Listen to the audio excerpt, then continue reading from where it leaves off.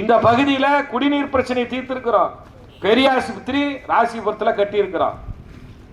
Computer படிக்கிற பசங்களுக்கு title park ராசிபுரத்தில் கொண்டாந்து இருக்கிறோம். இந்த சரோஜாவால பொறுத்துக்க முடியல, தங்கமணியால பொறுத்துக்க முடியல. இன்னைக்கு அதுக்கு ஒரு போராட்டம் நடத்துறாரு. என்னப்பா கொடுமை!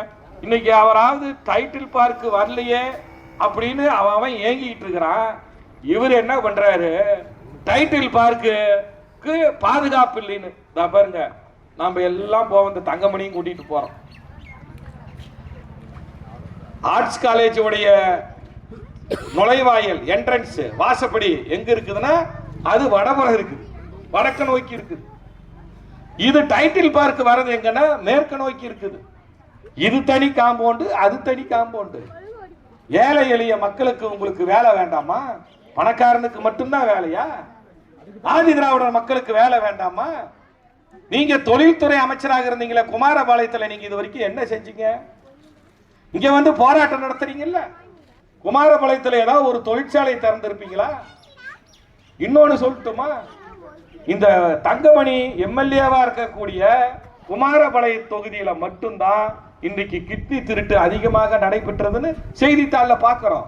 அதுக்கு காரணம் வறுமை. இதை கட்டுப்படுத்த தங்கமணி என்ன செஞ்சாரு? இன்னைக்கு அதையெல்லாம் விட்டுட்டு இன்னைக்கு என்ன செய்யறாரு? டைட்டில் பார்க்கு ராசிபுரத்துக்கு கொண்டு வந்தான், போராட்டம் நடத்துறாரு. அசிங்கமா இல்ல? ஒரு மக்களுக்கு ஆதரவு திட்டங்களை கொண்டு வர ஏழை எளிய மக்கள் இன்னைக்கு எல்லாம் கம்ப்யூட்டர் இன்ஜினியரா எங்கெங்க போறாங்க? கம்ப்யூட்டர் இன்ஜினியர் வேலைக்கு எங்கெங்க போறாங்க?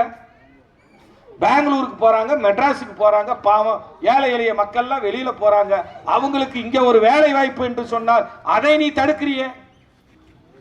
இந்த சரோஜாவும் இவங்களுக்கு சேர்ந்துக்கிட்டு, ஏன் இந்த சரோஜா நீ என்ன கேட்டா என்ன ஆச்சு? இன்னும் கீழே போ, நீ அமைச்சரா இருக்கிறப்ப வேலை வாங்கி தரேன்னு போட்ட கேஸ் எல்லாம் கூட இந்த நிலுவையில் தான் இருக்குது. அந்த மாதிரி யாராவது தப்பா பண்ணிட்டு இருக்கிறாங்க?